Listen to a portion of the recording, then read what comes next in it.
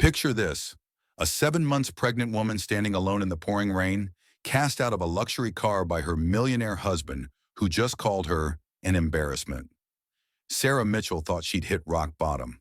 Her tech mogul husband Blake had just humiliated her at a major conference, convinced everyone she was mentally unstable, and left her stranded on a dark street.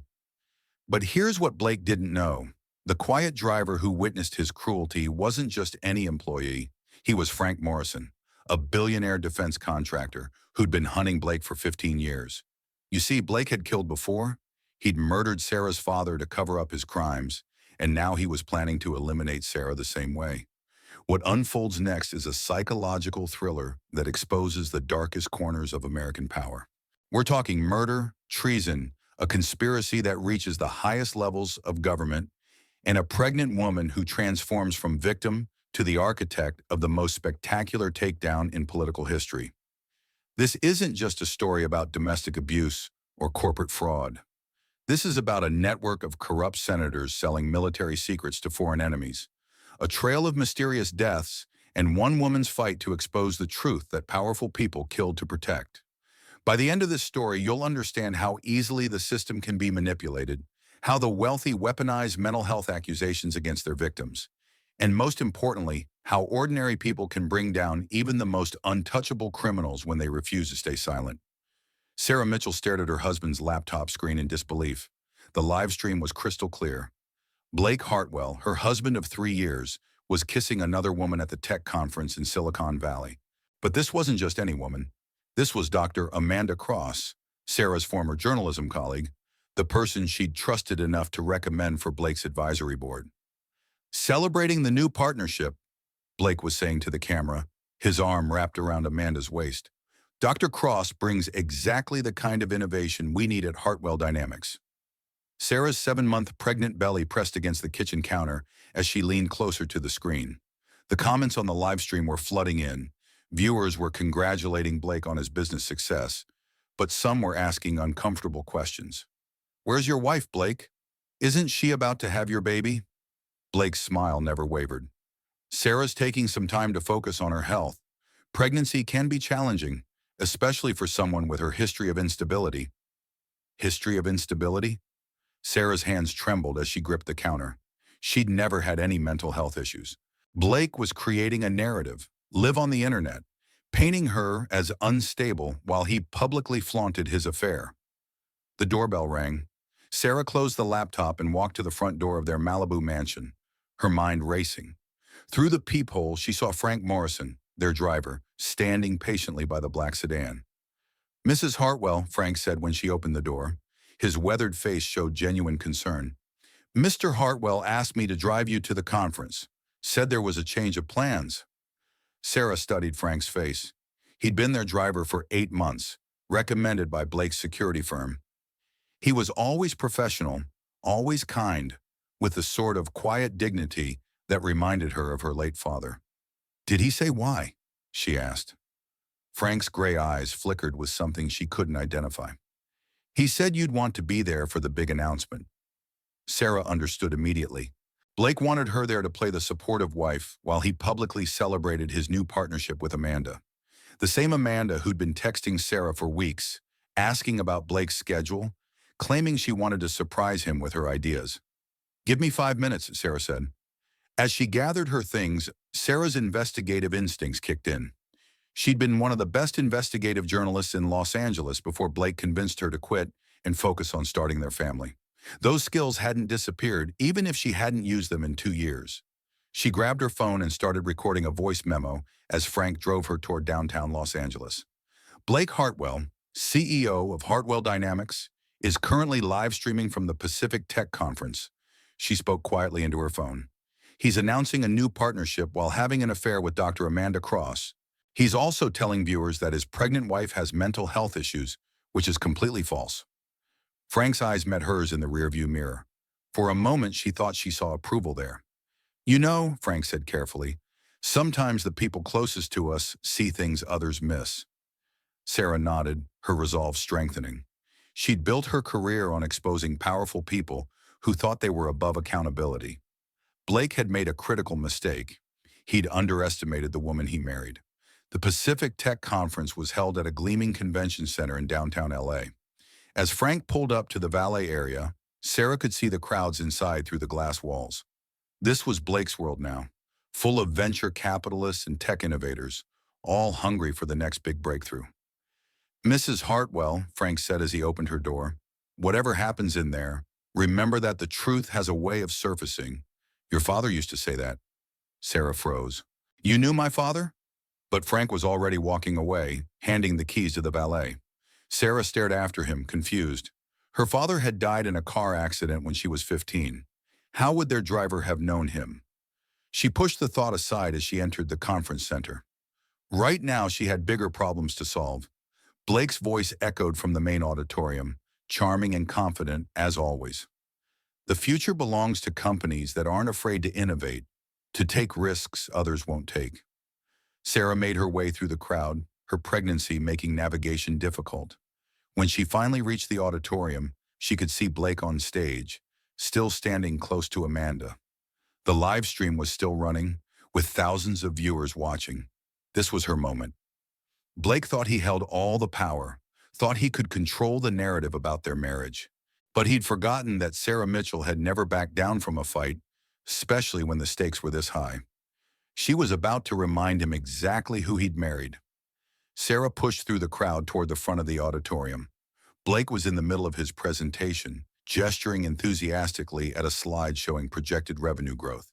"Hartwell Dynamics isn't just investing in technology," he was saying. "We're investing in people. Dr. Cross represents the kind of innovative thinking that will drive our next phase of growth." Amanda smiled at the camera. "I'm thrilled to be working so closely with Blake on this project." The double meaning wasn't lost on Sarah. She reached the front row, her movement catching Blake's attention. His confident smile faltered for just a moment when he saw her. "Ladies and gentlemen," Blake recovered quickly, "I'd like you to meet my wife, Sarah." The camera swung toward her. Sarah found herself looking at thousands of online viewers while hundreds of conference attendees turned to stare. Her heart pounded, but her voice was steady when she spoke. "Hello, everyone," she said, looking directly into the camera. "I'm Sarah Mitchell Hartwell, investigative journalist. I'm here because my husband just told your audience that I have mental health issues, which is completely false." A murmur went through the crowd. Blake's face went pale. "Honey," Blake said, his voice taking on a patronizing tone, "you're obviously upset. This isn't the place for personal discussions." "You made it the place when you discussed my personal health on a live stream," Sarah replied. She turned to address the camera directly. "I want everyone watching to know that I've never been diagnosed with any mental health condition. What I have been doing is investigating my husband's business practices." Amanda stepped forward. "Sarah, you seem distressed. Maybe you should sit down." Sarah's eyes locked on Amanda. "Dr. Cross, how long have you been having an affair with my husband?" The auditorium went completely silent. The live stream chat exploded with comments. Blake moved quickly to damage control. "Security," he called out, his voice sharp. "My wife is having an episode. She needs medical attention." Two security guards started moving towards Sarah. She realized with growing horror that Blake had planned this. He'd brought her here knowing she'd confront him, counting on her reaction to support his narrative about her instability. "I'm not having an episode," Sarah said loudly, backing away from the approaching guards. "I'm a journalist exposing the truth about a corrupt businessman who's been embezzling from his investors." Blake's mask slipped completely. "Get her out of here," he snapped at security. But Sarah wasn't done. "Check his books," she shouted as the guards reached her. "Hartwell Dynamics is built on fraudulent projections. He's been moving money between shell companies to hide losses." The guards took her arms, not roughly but firmly. Sarah didn't resist as they escorted her toward the exit, but she kept talking. "The Meridian Project doesn't exist. The Portland facility is empty. Ask him to prove any of his claims with actual financial documentation." As they reached the auditorium doors, Sarah heard Blake speaking into his microphone. "I apologize for this disruption. My wife has been struggling with paranoid delusions since her pregnancy began. We've been working with medical professionals, but as you can see, she needs more intensive help." The words hit Sarah like a physical blow. Not only had Blake publicly humiliated her, he'd done it in a way that would make any future accusations seem like the ravings of an unstable woman. Security escorted her to the lobby, where Frank was waiting. "Mrs. Hartwell," he said quietly, "the car is ready." As they drove away from the conference center, Sarah felt the full weight of what had just happened. Blake had outmaneuvered her completely. By the time they reached home, the video of her episode would be all over social media. Blake's narrative would be the one people remembered. "He planned this," she said to Frank. "Yes, ma'am, I believe he did. My family will see that video. They'll think I'm losing my mind." Frank met her eyes in the mirror. "Mrs. Hartwell, what you said about the Meridian Project and the Portland facility, how do you know about those?" Sarah looked at him more carefully. "Who are you, Frank? How did you know my father?" Frank pulled the car over in a quiet residential area and turned to face her. "My name is Frank Morrison," he said. "I'm the CEO of Morrison Defense Systems. Your father, Robert Mitchell, and I served together in the Navy. After we got out, we started a small security consulting firm together." Sarah's world tilted. Morrison Defense Systems was one of the largest military contractors in the country. "That's impossible," she whispered. Frank pulled out his phone and showed her a photo. Two young men in Navy uniforms, arms around each other's shoulders, grinning at the camera. One was clearly a younger version of Frank. The other looked exactly like Sarah's father. "Robert was my best friend and business partner until he died in that car accident 15 years ago," Frank said. "Before he died, he made me promise to look out for his daughter if she ever needed help." Sarah stared at the photo. "But why are you working as Blake's driver?" Frank's expression darkened. "Because Blake Hartwell killed your father." Sarah felt the world spinning around her. "That's impossible. My father died in a car accident." Frank's hands gripped the steering wheel tightly. "Your father discovered that Blake was embezzling money from the youth mentorship program they both supported. Robert had the evidence to destroy Blake's career before it even started." "Blake was just a college student then," Sarah protested. "A college student whose father owned a major construction company," Frank said.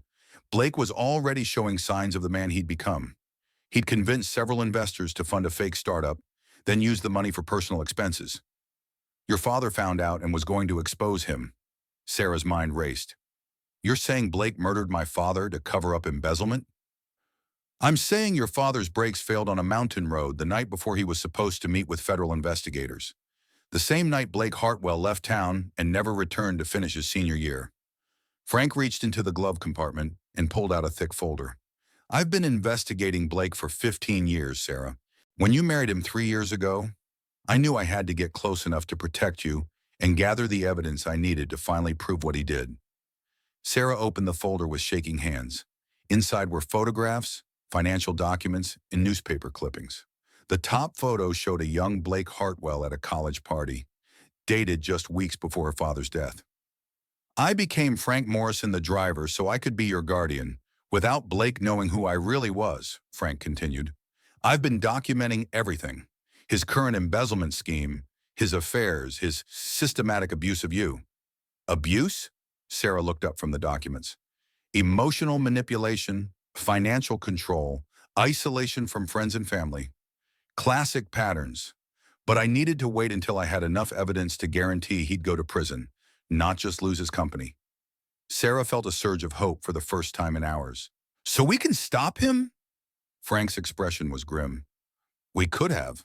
But after today's scene at the conference, he's going to accelerate his timeline. He'll commit you to a psychiatric facility before you can expose him." As if summoned by Frank's words, Sarah's phone started buzzing with calls from her mother, her sister, her former colleagues. The video from the conference was already going viral. She answered her mother's call. "Sarah, honey, what happened today?" Her mother's voice was full of concern. "Blake called and said you've been having episodes. Are you taking your medications?" "Mom, I'm not on any medications. I don't have any mental health issues." "Sweetheart, denial is part of the illness. Blake showed me some concerning texts you've been sending, about conspiracy theories and paranoid thoughts about his business." Sarah's blood ran cold. "What texts?" "The ones where you claimed he was stealing money and having affairs." "Honey, Blake loves you. He's just trying to help." Sarah realized that Blake had been planning this for months, possibly years. He'd been building a case for her instability, probably creating fake evidence, manipulating everyone around her. After hanging up, she turned to Frank. How did you know all this would happen? Because I've seen Blake operate before. He destroyed 3 previous relationships the same way when the women got too close to his secrets. The difference is, those women didn't have a father who died trying to expose him. Frank started the car again. We need to get you somewhere safe while we figure out our next move. As they drove through the hills above Malibu, Sarah felt a mix of terror and determination. She'd spent the last 3 years thinking she was married to a successful entrepreneur. Instead, she'd been living with her father's killer, a man who'd been systematically destroying her credibility while planning to have her institutionalized. But she wasn't the same naive woman Blake had married. She was Robert Mitchell's daughter, and she'd inherited both his investigative skills and his unwillingness to back down from a fight. Frank, she said, I need you to tell me everything. Every detail about my father's death, every piece of evidence you have about Blake, every connection between them. Sarah, what you're thinking is dangerous. Blake has powerful connections, unlimited resources, and a head start on controlling the narrative. Sarah placed her hand on her pregnant belly. He killed my father. He's been psychologically abusing me for years, and now he's trying to take my child away by having me declared insane. She looked at Frank in the mirror. You said my father was your best friend. Help me finish what he started. Frank nodded slowly. All right, but we do this smart, we do this careful, and we do this together. Blake Hartwell has been winning for 15 years. It's time that changed. Rain him.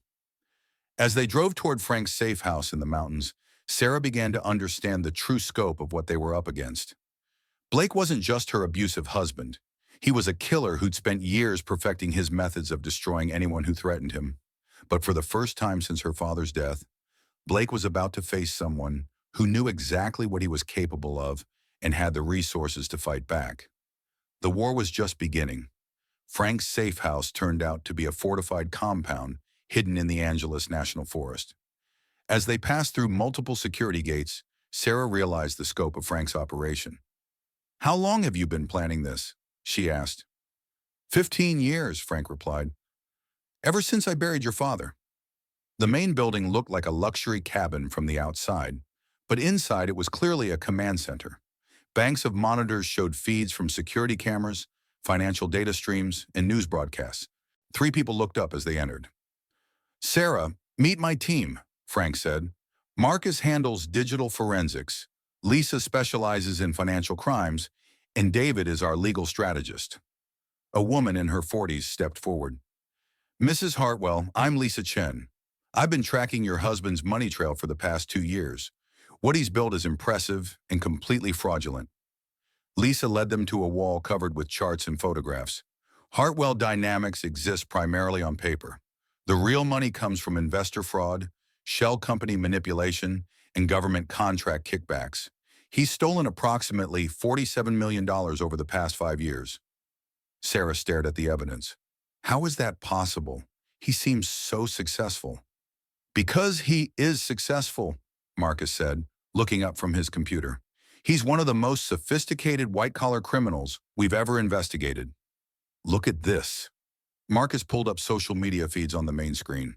The hashtag Gusher Sarah Hartwell was trending, with thousands of people sharing the video from the conference and offering their opinions on her mental state. Blake's crisis management team has been busy, Marcus continued.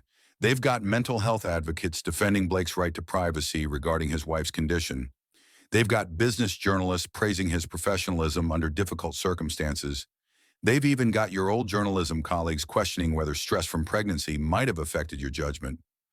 Sarah felt sick watching strangers dissect her mental health on social media. But then she noticed something. Wait, go back to that post from TechCrunch, she said.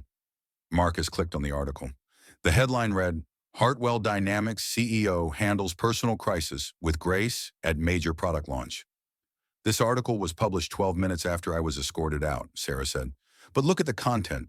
It includes quotes from Blake about my mental health history that he gave after I left, plus background information about my father's death and my mother's concerns about my behavior.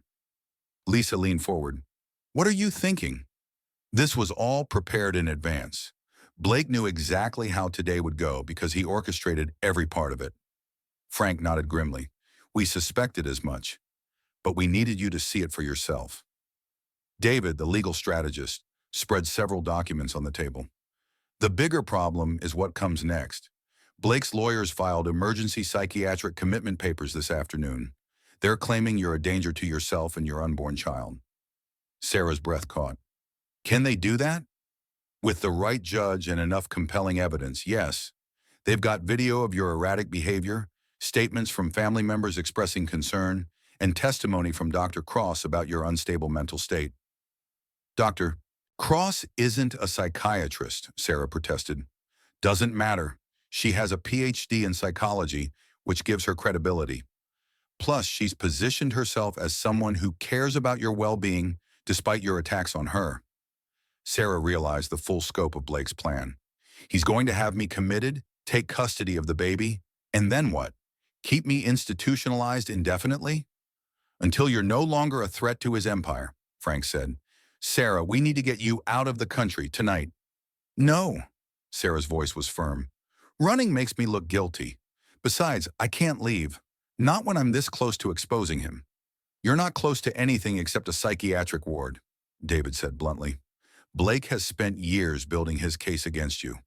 We have financial crimes that will take months to prosecute, even if we can get law enforcement to take them seriously. Sarah stood up and walked to the window. Outside, she could see the lights of Los Angeles spread out below them. Somewhere down there, Blake was probably celebrating, confident that he'd eliminated the threat she posed. But Blake had made one critical error. He'd assumed that destroying her credibility would be enough to silence her permanently. He hadn't counted on Frank Morrison and this team of professionals who'd been building their own case for years. What if we don't wait for law enforcement? Sarah asked, turning back to the group. What do you mean? Lisa asked. Blake destroyed my reputation in public. What if we destroy his the same way? Frank shook his head. Sarah, you can't fight a media war against someone with his resources. I'm not talking about fighting him in the media, Sarah said. I'm talking about giving him exactly what he wants and using it against him.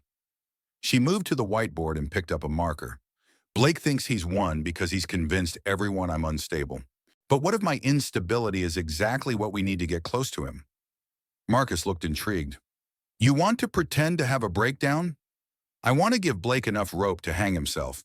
If I'm supposedly mentally unstable, he'll let his guard down. He might even gloat about how clever he's been. Lisa was already following Sarah's logic. And if we're recording everything, we get a confession, Sarah finished. Not just about the current fraud, but about my father's death. Frank stood up abruptly. Absolutely not. You're 7 months pregnant, and Blake has already demonstrated that he's willing to hurt you to protect himself. He's going to hurt me anyway, Sarah said. At least this way, I'm choosing the battlefield. David was reading through legal documents. Actually, this could work. If we can get Blake on record admitting to fraud or worse, it would override any psychiatric evaluation. Criminal confession trumps mental health concerns in court. Shiolos, it's too dangerous, Frank insisted. Sarah met his eyes. Frank, you've spent 15 years trying to get justice for my father through official channels. How's that working out? Frank was quiet for a long moment.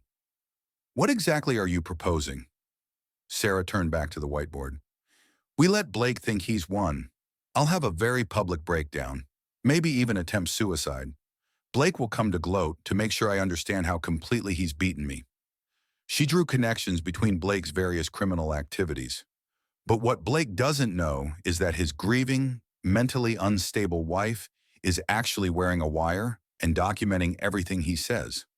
Marcus was already nodding. We could embed recording devices that even sophisticated sweeps wouldn't detect. And I'd be there, Frank said, close enough to intervene if things go wrong. Sarah felt a surge of hope. It was a dangerous plan, but it was also their best chance to end Blake's 15-year reign of terror. There's one more thing, she said. Blake's confession has to be absolutely bulletproof. We need him to admit not just to current crimes, but to murdering my father. The room went quiet. Sarah, David said carefully, what you're describing isn't just dangerous. It's potentially fatal. If Blake realizes what you're doing, then we make sure he doesn't realize until it's too late. Sarah looked around the room at these people who'd dedicated years of their lives to stopping her husband. My father died trying to expose Blake Hartwell. I'm not going to let that sacrifice be meaningless. Frank nodded slowly.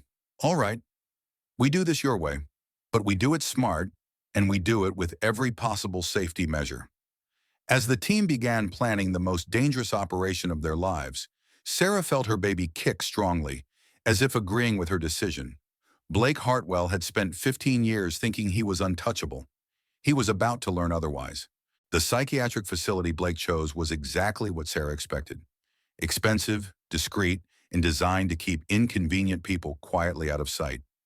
Malibu Springs Treatment Center marketed itself as a luxury wellness retreat for high-profile individuals dealing with stress and mental health challenges. Sarah had been there for 3 days, playing her role perfectly. She alternated between catatonic silence and explosive outbursts, carefully calibrated to seem genuinely unstable while avoiding any medication that might actually impair her thinking. Mrs. Hartwell, Dr. Patricia Williams said during their morning session, your husband is very concerned about you. Sarah stared out the window of the comfortable therapy room, letting her voice sound flat and defeated. Blake doesn't care about me. He just wants to control the narrative. That's exactly the kind of paranoid thinking that brought you here, Dr. Williams replied. Blake has been nothing but supportive. He's arranged for the best possible care, and he visits every day. This was true. Blake came every afternoon, bringing flowers and speaking to the staff about his poor wife's deteriorating condition. But Sarah had noticed something during his visits. Blake was relaxed here, confident, almost gleeful.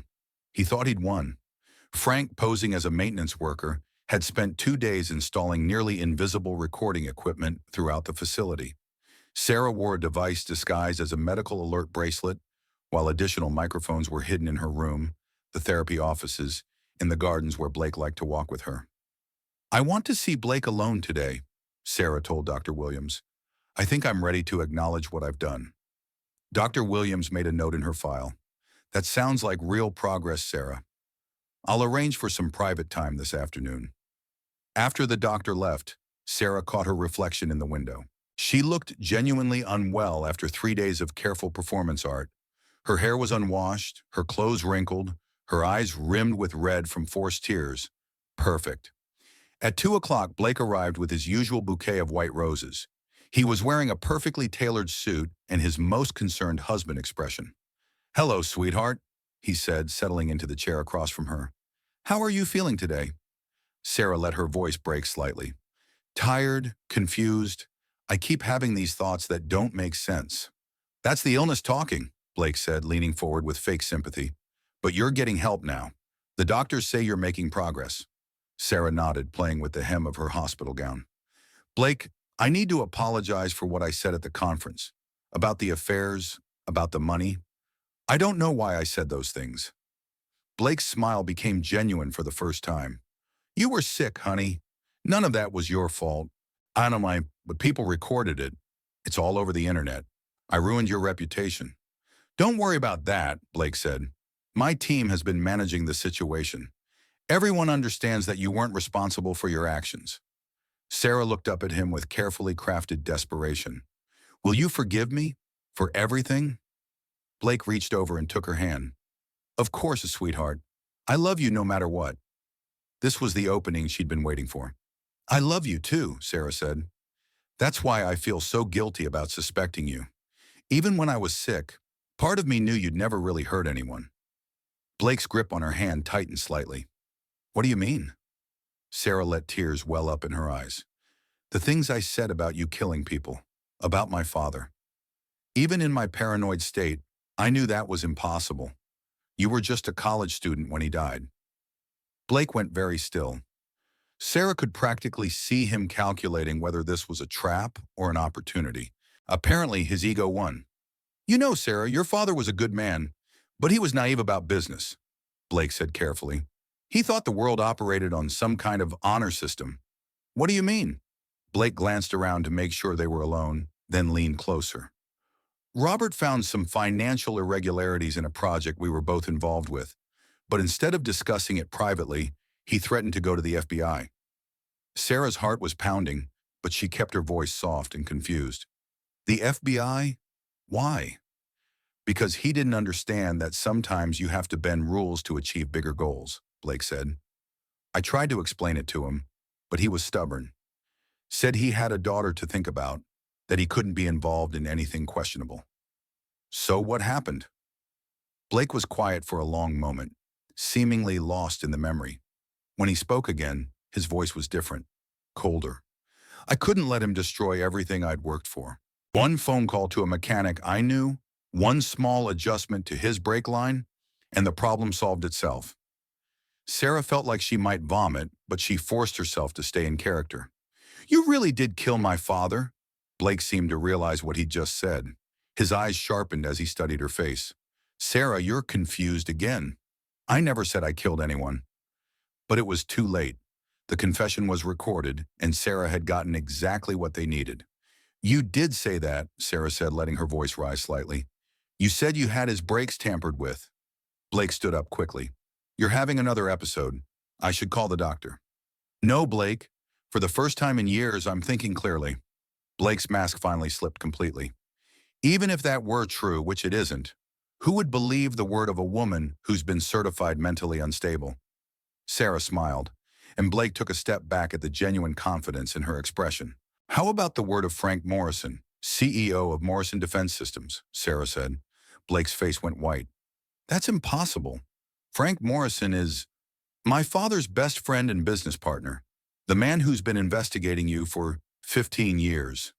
The door to the therapy room opened, and Frank walked in, no longer dressed as a maintenance worker, but in an expensive suit, followed by two FBI agents. Hello, Blake, Frank said. We need to talk. Blake looked frantically between Sarah and Frank, finally understanding the scope of what had just happened. This is entrapment, he said desperately. She's mentally ill. Anything she got me to say is inadmissible. Agent Martinez stepped forward. Mr. Hartwell, you're under arrest for conspiracy to commit murder, mail fraud, wire fraud, and money laundering. You have the right to remain silent. As the agents cuffed Blake, he stared at Sarah with undisguised hatred.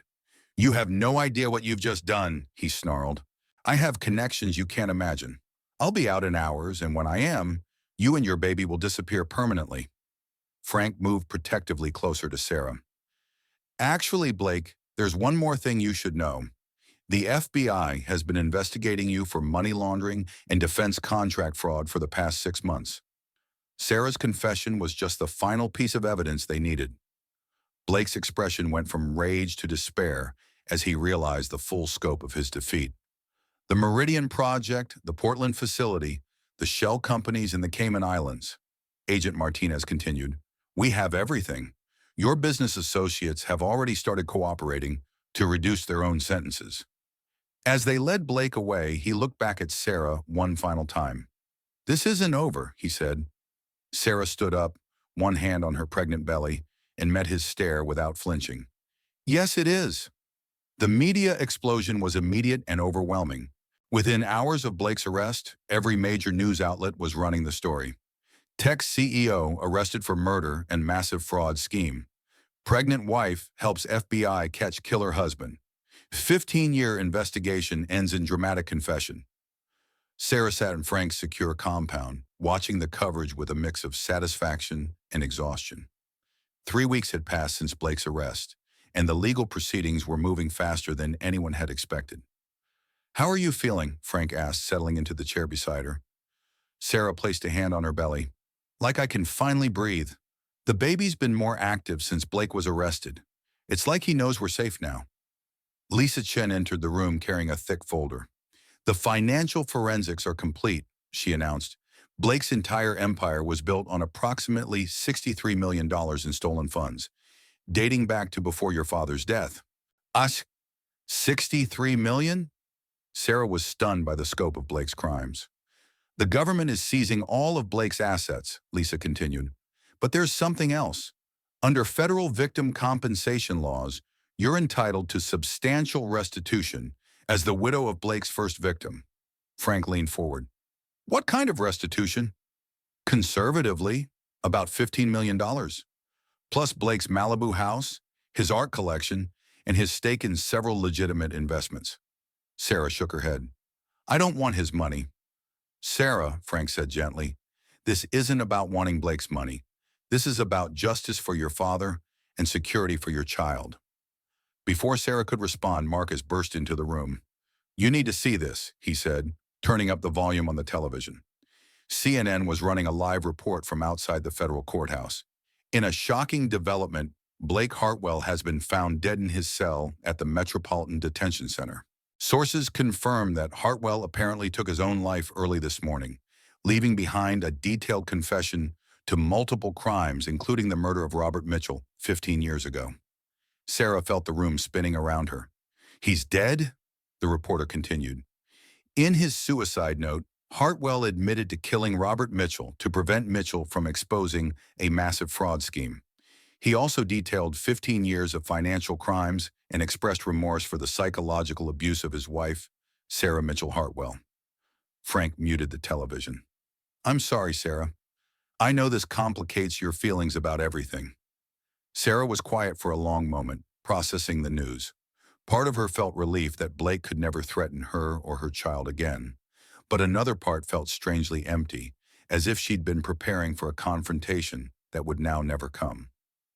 Do you think he really killed himself? She asked. Marcus and Frank exchanged glances. Blake had made a lot of enemies over the years, Frank said carefully. People who lost millions because of his schemes. Prison can be dangerous for high-profile, white-collar criminals. But his confession covers everything, Lisa added. The murder, the fraud, the abuse. It validates everything you went through and ensures that your father's death is officially solved. Sarah nodded, but she couldn't shake the feeling that Blake's death was too convenient, too neat. Blake had been a fighter his entire life. Suicide seemed out of character. Her phone buzzed with a call from Dr. Williams at Malibu Springs.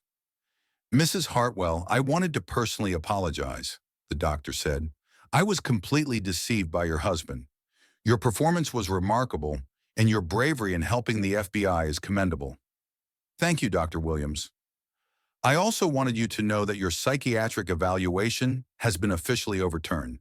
There's no record of mental illness in your file, and the court has cleared you of all commitment orders. After hanging up, Sarah felt another piece of her old life falling back into place. She was no longer Blake Hartwell's unstable wife. She was Sarah Mitchell again, investigative journalist and daughter of Robert Mitchell. What happens now? She asked Frank. Now you decide what kind of life you want to build, Frank replied. You have financial security, legal vindication, and more importantly, you have your freedom. Sarah looked around the room at the people who'd become her unlikely family over the past month. Marcus, Lisa, David, and Frank had risked their careers and potentially their lives to help her expose Blake. I want to finish what my father started, she said finally. What do you mean? Lisa asked. Sarah stood up and walked to the window overlooking the city. My father died investigating corruption. Blake was just one case. There are others out there. Other powerful people who think they're above the law. She turned back to the group. I want to use Blake's money to fund a foundation, an organization that helps victims of powerful abusers, that investigates white-collar crime, that gives people like me the resources to fight back. Frank smiled for the first time since Blake's arrest. The Robert Mitchell Foundation? Exactly. I want to turn Blake's legacy of destruction into something that helps people. Marcus was already taking notes. We'd need lawyers, investigators, victim advocates, media specialists. I know some people, David said. Prosecutors who've left government service, journalists looking for meaningful work, activists who understand these issues. Sarah felt a surge of energy that had nothing to do with pregnancy hormones. For the first time since her father's death, she had a clear sense of purpose. There's one more thing, she said. I want to adopt the name Mitchell again. Sarah Mitchell. Blake Hartwell's widow doesn't exist anymore. 3 weeks later, Sarah Mitchell gave birth to Robert Frank Mitchell in a private room at Cedars-Sinai Medical Center. Frank held his namesake while Sarah slept, exhausted but peaceful. Your grandfather would be proud, Frank whispered to the baby. Your mother is the strongest person I've ever known, and she's going to change the world. Outside the hospital room, reporters were gathered, hoping for a statement from the woman who'd brought down one of the most notorious criminals in recent memory. But Sarah Mitchell wasn't ready to face the media yet. She had more important work to do. She had a foundation to build, a son to raise, and a father's legacy to honor. Blake Hartwell was dead and buried, but the fight for justice was just beginning. Sarah stood before a packed auditorium at UCLA, her 6-month-old son Robert sleeping peacefully in his carrier backstage. This was her first major public speaking engagement since Blake's death, and she'd chosen her words carefully. "Domestic abuse isn't always physical," she began, her voice carrying clearly through the microphone. "Sometimes it's a brilliant man who slowly convinces everyone around you that you're losing your mind. Sometimes it's a charming husband who isolates you from your career, your friends, your sense of self, until you become completely dependent on his version of reality." The audience was completely silent, hanging on every word. I was lucky. I had resources, allies, and skills that most abuse survivors don't have access to. But millions of women aren't as fortunate. They're trapped by financial dependence, social isolation, and legal systems that often favor wealthy, charismatic abusers. Sarah clicked to the next slide in her presentation, showing the logo of the Robert Mitchell Foundation. "That's why we're launching a new kind of support system. The Robert Mitchell Foundation will provide not just shelter and counseling for abuse survivors, but also forensic accounting, legal investigation, and media advocacy. We're going to help victims build cases against their abusers that are so airtight, so thoroughly documented, that wealth and connections won't matter." The applause was thunderous. Sarah waited for it to die down before continuing. "But we're also going after the systems that enable abuse. Corrupt financial institutions, compromised legal professionals, and media organizations that protect powerful predators. My father believed that sunlight is the best disinfectant. We're going to shine a very bright light on some very dark corners." After her speech, Sarah was approached by dozens of people sharing their stories, offering their expertise, or simply thanking her for giving them hope. One young woman caught her attention. She looked to be in her early 20s with the kind of controlled desperation Sarah recognized from her own reflection months earlier. "Ms. Mitchell," the woman said quietly, "my name is Jennifer Walsh. I think I need your help." Sarah guided Jennifer to a quieter corner of the reception area. "Tell me what's happening." "My husband is a federal judge," Jennifer began, her voice barely above a whisper. "He's been taking bribes from defense contractors for years, and I have evidence. But when I tried to report it, he had me committed to a psychiatric facility." Sarah felt a familiar chill. "How did you get out?" "My father mortgaged his house to hire a lawyer, but the psychological evaluation is still on my record, and my husband is using it to fight for custody of our daughter." Sarah exchanged glances with Frank, who'd been listening from nearby. "Jennifer," Sarah said, "I want you to meet Frank Morrison. We're going to help you, but first we need to make sure you and your daughter are safe." This was exactly why the foundation existed. Jennifer's case had all the same elements as Sarah's: a powerful, corrupt husband using the system to silence and control his wife.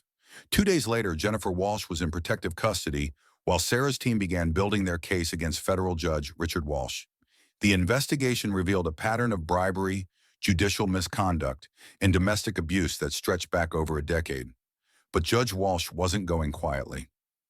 "Sarah Mitchell is a mentally unstable widow who's been radicalized by her husband's death," Walsh told reporters outside the federal courthouse. "She's targeting innocent public servants with wild conspiracy theories, and she's manipulating vulnerable women like my wife to further her agenda." Sarah watched the press conference from her office at the foundation's headquarters in downtown Los Angeles. The building had been purchased with part of Blake's seized assets, converted into a state-of-the-art facility with legal offices, counseling centers, and secure housing for victims. "He's using Blake's playbook," Frank observed. "Attack the messenger, question the victim's credibility, position himself as the real victim." "It worked for Blake for 15 years, Sarah replied, "but we're not playing the same game anymore." Sarah's media strategy was completely different from what Blake's victims had faced. Instead of trying to defend herself against Walsh's attacks, she ignored him completely and focused on the evidence. The foundation released a comprehensive report documenting Walsh's financial crimes, complete with bank records, recorded phone calls, and testimony from court officials. They held press conferences featuring other victims of Walsh's judicial misconduct, including defendants who'd been given harsher sentences after refusing to pay bribes. Most importantly, they presented Jennifer Walsh not as a crazy wife making wild accusations, but as a courageous whistleblower backed by extensive documentation. The difference between a conspiracy theory and investigative journalism is evidence, Sarah told CNN's Anderson Cooper during a live interview. We have the evidence. Judge Walsh has personal attacks and legal maneuvering. Within 2 weeks, the FBI had opened a formal investigation into Walsh's activities. Within a month, he was indicted on 17 federal charges. But Sarah's victory came with a price. We're getting death threats, Marcus told her during a security briefing. Not just random cranks. Professional-level threats from people who clearly know your routines, your security arrangements, your vulnerabilities. Sarah bounced baby Robert on her knee, trying to process this new reality. How bad is it? Bad enough that I want you to consider relocating temporarily while we identify the sources, Frank said. Sarah shook her head. We relocate. We look guilty. We look like we're running from something. You are running from something, Frank replied firmly. You're running from people who have billions of dollars at stake and no moral boundaries about how they protect their interests. That evening, Sarah was working late at the foundation when her assistant knocked on her door. Ms. Mitchell, there's someone here to see you. She says it's urgent.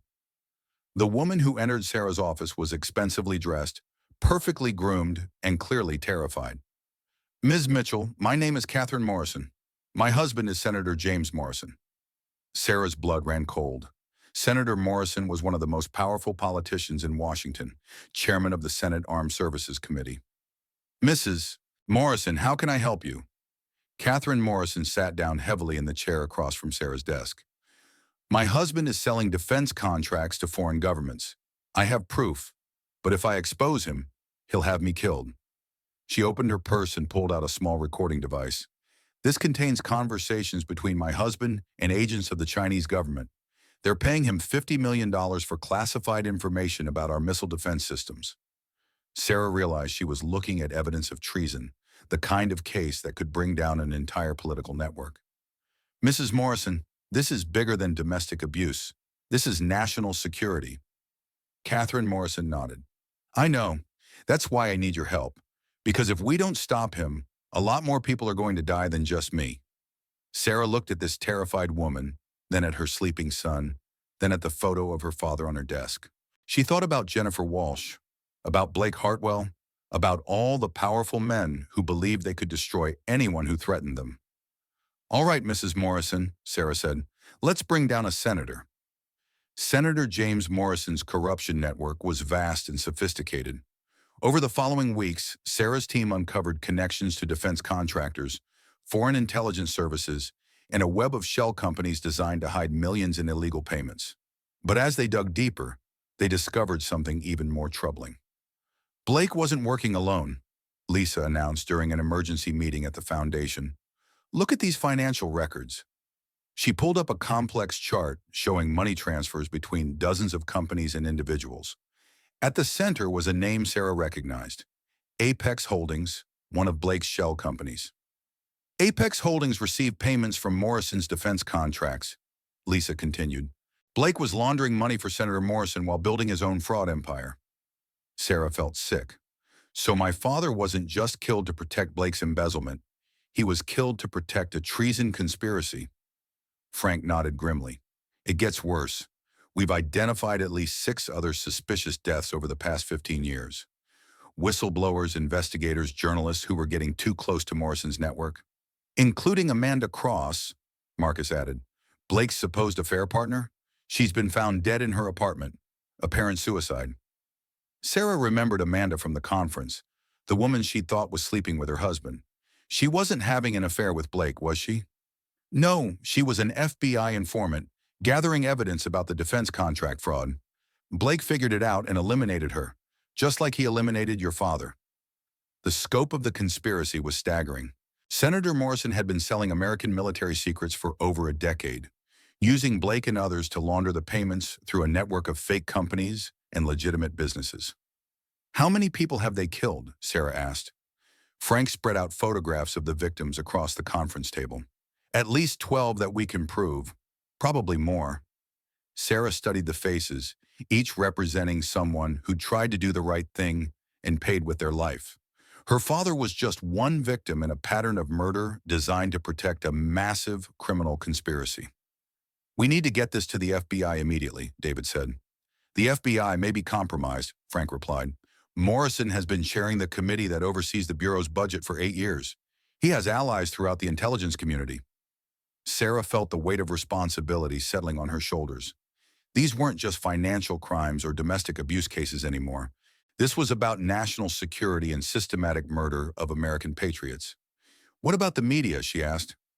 Marcus pulled up news articles on his laptop. Morrison's people are already getting ahead of the story. They're painting Catherine Morrison as a mentally ill alcoholic who's been embezzling from charity organizations. The same playbook. Attack the victim's credibility, control the narrative, use wealth and power to silence opposition. There's something else, Lisa said. Catherine Morrison didn't just record conversations with Chinese agents. She recorded her husband planning your murder. The room went silent. Lisa played an audio file. Senator Morrison's voice was clear and unmistakable. Sarah Mitchell has become a problem. She's got resources, media attention, and she's not intimidated by threats. We need to handle this permanently. Another voice, one Sarah didn't recognize. Make it look accidental. Car crash, home invasion, something that doesn't trace back to us. Morrison again. Whatever it takes. She's too dangerous to leave alive. Sarah felt baby Robert stirring in his carrier beside her desk. The reality of the threat hit her like a physical blow. These people weren't just willing to kill her. They were actively planning it. We need to go public immediately, she said. Full press conference, all the evidence, simultaneous release to every major news outlet. Sarah, that's exactly what they'll be expecting, Frank warned. The moment you go public, you become a target. I'm already a target. At least this way, if something happens to me, the truth will already be out there. Frank stood up and began pacing. There's another option. We give everything to the Attorney General's office. Let them handle the prosecution. The Attorney General was appointed by the President with Morrison's recommendation, David pointed out. We can't trust anyone in the current administration. Sarah realized they were facing the same dilemma her father had faced 15 years earlier. How do you expose corruption when the system itself is corrupted? But Sarah had something her father hadn't. Public attention, media credibility, and a platform built on the very case that Morrison's network had tried to bury. We're going to do something they won't expect, she announced. We're going to trust the American people. 3 days later, Sarah stood before a packed press conference at the National Press Club in Washington, D.C. Behind her were blown-up photographs of all the victims, including her father, Amanda Cross, and the others who died trying to expose Morrison's network. Ladies and gentlemen, my name is Sarah Mitchell. 6 months ago, I helped the FBI arrest my husband for murder and fraud. Today, I'm here to expose the conspiracy that led to his crimes and the deaths of at least 12 American patriots. She clicked to her first slide showing financial records connecting Morrison to Chinese intelligence services. Senator James Morrison has been selling American military secrets to foreign governments for over 15 years. The evidence you're about to see includes recorded conversations, financial records, and testimony from victims who survived his attempts to silence them. For the next hour, Sarah methodically presented the case against Morrison, his criminal network, and the systematic murder of anyone who threatened to expose them. She played audio recordings, displayed financial documents, and told the stories of each victim. When she finished, the room erupted in questions from reporters. Ms. Mitchell, these are extraordinary allegations against one of the most powerful senators in Congress. How can you be certain of your evidence? Sarah looked directly into the cameras. Because Senator Morrison is recorded planning my murder, because my husband confessed to killing my father on Morrison's orders, and because I have 12 victims who deserve justice. As she left the press conference, Frank appeared at her side. How do you feel? He asked. Sarah looked back at the reporters, frantically filing their stories, then at baby Robert sleeping peacefully in his carrier. Like I just declared war on some very dangerous people, she replied. Any regrets? Sarah thought about her father, about all the victims whose photos she'd just shown to the world. about the son she was determined to protect. None whatsoever. Within hours, every major news outlet was running the story. Morrison Files was trending on social media. Congressional leaders were calling for immediate investigations. But somewhere in the darkness, Sarah knew that Senator Morrison and his allies were planning their response, and they'd already demonstrated that they were willing to kill to protect their secrets. The real war was just beginning. Senator Morrison's counterattack was swift and vicious. Within 24 hours of Sarah's press conference, stories began appearing in friendly media outlets, questioning her mental stability, her financial motives, and her qualifications to make such serious accusations. Sarah Mitchell is a grieving widow who's been radicalized by her husband's crimes, Morrison declared on Fox News. She's making wild accusations against a decorated public servant based on doctored evidence and the fantasies of my mentally ill wife. But Morrison had made a critical miscalculation. Unlike Blake's isolated victim, Sarah Mitchell had spent months building a platform, gathering allies, and documenting every aspect of her case. She wasn't fighting alone anymore. Within hours of Morrison's media blitz, supporting evidence began emerging from unexpected sources. Former FBI agents came forward with stories about investigations that had been mysteriously shut down. Defense contractors provided records of suspicious payment requests. Foreign intelligence officers offered testimony about Morrison's willingness to sell classified information. Most damaging of all, 3 more senators came forward with evidence that Morrison had been pressuring them to vote for specific defense contracts in exchange for campaign contributions. The walls are closing in, Frank observed as they watched the evening news from Sarah's secure compound. Morrison's trying to control the narrative, but there's too much evidence from too many sources. Sarah was feeding baby Robert while monitoring social media on her laptop. "Look at this," she said, showing Frank her screen. "Military families are organizing rallies outside Morrison's offices. Veterans groups are demanding congressional hearings. His own party is starting to distance itself." The breakthrough came from an unexpected source. Dr. Patricia Williams, the psychiatrist who had treated Sarah at Malibu Springs, held her own press conference. "I was deceived by Blake Hartwell into believing that Sarah Mitchell was mentally unstable," Dr. Williams announced.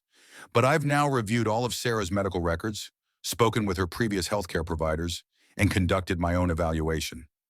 Sarah Mitchell has never suffered from any mental health condition that would impair her judgment or credibility."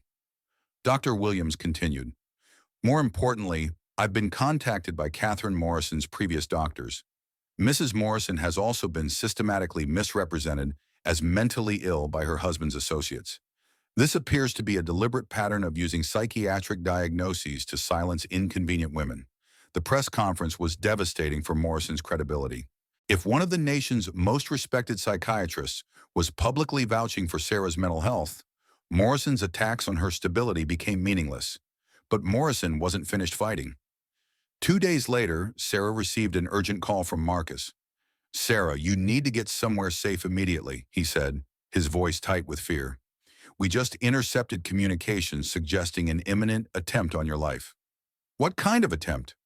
"Professional hit team, probably foreign operatives. They're planning to make it look like a terrorist attack, something that can't be traced back to Morrison." Sarah looked at baby Robert, sleeping peacefully in his crib. The thought of leaving him motherless filled her with cold rage. "No more running," she said. "Set up a meeting with Morrison. Tell him I want to negotiate." "Sarah, that's suicide." "Maybe. Or maybe it's time to end this once and for all." The meeting was arranged for the following evening at a private club in Georgetown. Morrison arrived with 2 bodyguards and an air of supreme confidence. "Ms. Mitchell," he said, settling into the leather chair across from her, "I understand you've had second thoughts about your reckless accusations." Sarah studied the man who'd ordered her father's death, who'd been selling American secrets to foreign enemies, who'd planned her own murder. "Actually, Senator, I want to make you an offer." Morrison raised an eyebrow. "I'm listening." "Full confession, cooperation with federal investigators, and resignation from the Senate. In exchange, I won't release the evidence about your son's involvement in the money laundering operation." Morrison's face went white. "My son has nothing to do with this." "Senator, your son James Jr. has been managing the financial side of your operation for 3 years. We have evidence of his direct participation in at least 47 illegal transactions. This was Sarah's insurance policy. Morrison might be willing to die to protect his secrets, but he wouldn't sacrifice his son. You're bluffing, Morrison said, but his voice lacked conviction. Sarah pulled out a tablet and showed him financial records with his son's electronic signature on dozens of fraudulent documents. We also have recordings of him coordinating payments with Chinese intelligence officers, she continued. He's looking at life in prison unless you cooperate. Morrison stared at the evidence for a long moment. Sarah could see him calculating his options, weighing his son's future against his own survival. What exactly do you want? He asked finally. Public confession, full disclosure of the network, cooperation with ongoing investigations. You serve your time, but your son gets immunity and a chance to rebuild his life. Morrison was quiet for nearly 5 minutes. Finally, he looked up at Sarah with something approaching respect. You're tougher than your father was, he said. My father was trying to protect the system. I'm trying to tear it down. Morrison nodded slowly. All right, I'll cooperate. But I want guarantees about my son's safety. You'll have them. 3 days later, Senator James Morrison held a press conference announcing his resignation from the Senate and his intention to cooperate with federal investigators. He admitted to taking bribes from foreign governments, acknowledged his role in covering up multiple murders, and provided detailed information about the corruption network he'd helped build over 15 years. The confession sent shockwaves through Washington. 12 other senators were implicated, along with dozens of defense contractors and several high-ranking military officers. It was the largest political corruption scandal in American history. But for Sarah, the most important part of Morrison's confession was the section about her father. Robert Mitchell was a patriot who died trying to protect his country, Morrison said, looking directly into the cameras. I ordered his death because he threatened to expose crimes that I now deeply regret. His daughter Sarah has shown courage that puts the rest of us to shame. That evening, Sarah sat in her office at the foundation, watching news coverage of Morrison's arrest. Frank entered carrying 2 cups of coffee. How does it feel? He asked. Sarah looked at the photo of her father on her desk, then at baby Robert sleeping in his carrier. Like the beginning, not the end, she replied. Morrison's network was just one part of a much larger system. There are other senators, other contractors, other victims who need justice. Frank sat down across from her. You know this will never really be over, right? There will always be powerful people who think they can buy justice, silence opposition, eliminate threats. Sarah nodded. That's why the foundation exists. That's why we keep fighting. She stood up and walked to the window overlooking downtown Los Angeles. In the distance, she could see the lights of the federal courthouse, where Morrison would soon stand trial. My father died believing that one person with evidence and courage could make a difference, she said. He was right, but it takes more than one person. It takes a movement. Sarah turned back to Frank. We've exposed Morrison's network. Now we build the infrastructure to make sure this never happens again. Outside, the city hummed with life, full of people who went to work each day, raised their children, and trusted that the system would protect them. Sarah Mitchell had proven that trust wasn't misplaced, but it required constant vigilance and the courage to fight when necessary. The war against corruption would continue, but tonight, justice had won a significant victory. 2 years later, Sarah stood before the Supreme Court building in Washington, D.C., holding the hand of her toddler son Robert as they climbed the marble steps. Today marked the final hearing in United States v. Morrison, the case that had dismantled one of the largest corruption networks in American political history. Inside the courtroom, former Senator James Morrison sat at the defendant's table, looking older and more frail than the powerful politician who had once planned Sarah's murder. His confession had led to the prosecution of 43 individuals, the recovery of over $200 million in stolen funds, and fundamental reforms to congressional oversight procedures. The defendant will rise for sentencing, Judge Elizabeth Warren announced. Morrison stood slowly, supported by his attorney. The man who had once controlled defense budgets worth billions of dollars was now facing the rest of his life in federal prison. Mr. Morrison, you have pleaded guilty to treason, conspiracy to commit murder, bribery, and money laundering.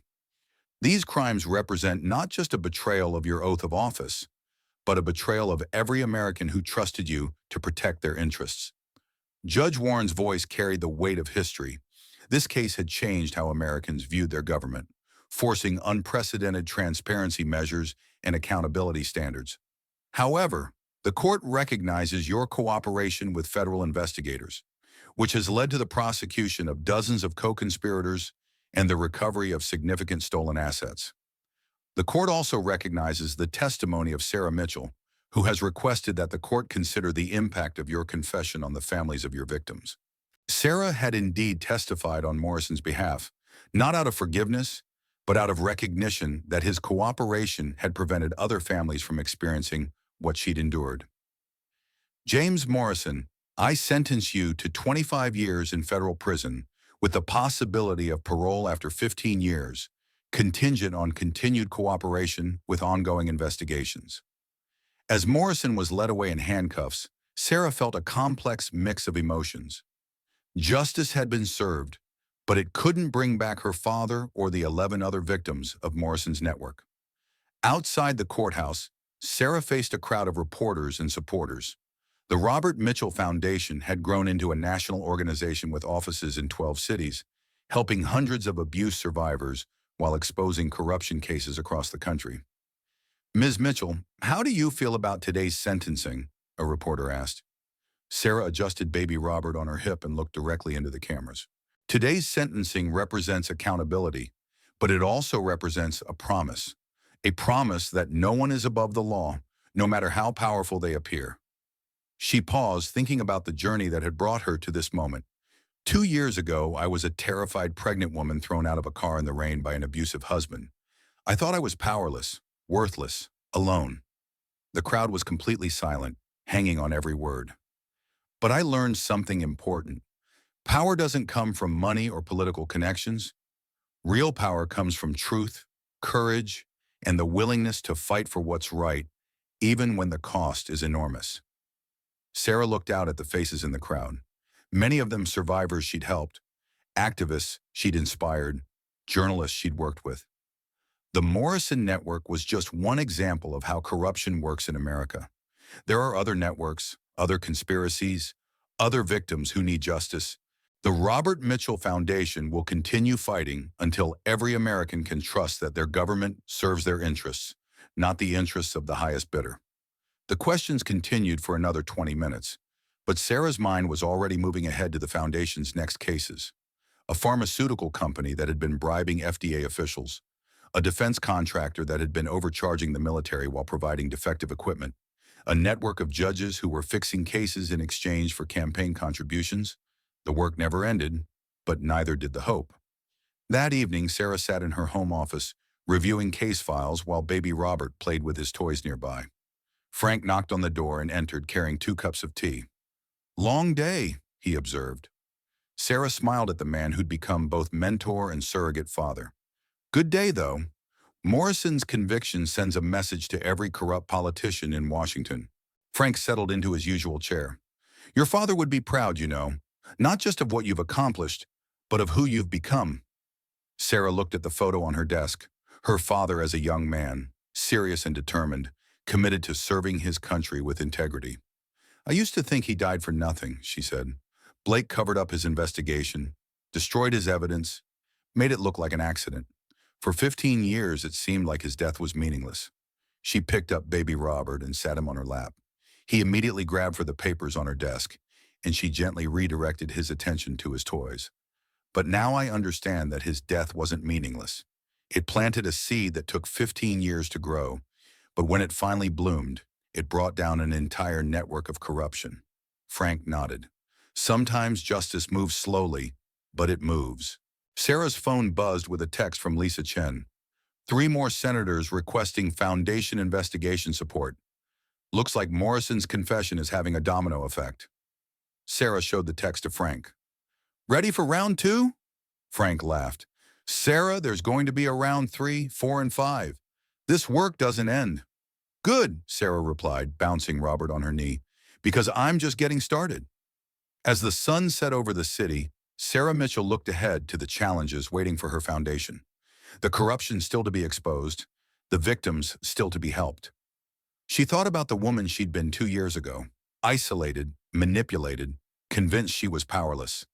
That woman was gone, replaced by someone who understood that real power came not from wealth or connections, but from the willingness to stand up for truth no matter the cost. Sarah Mitchell had learned the hardest lesson of all. Sometimes you have to lose everything to discover who you really are. And sometimes discovering who you really are is the first step toward changing the world. Baby Robert reached up and grabbed her finger, his grip surprisingly strong for such a small hand.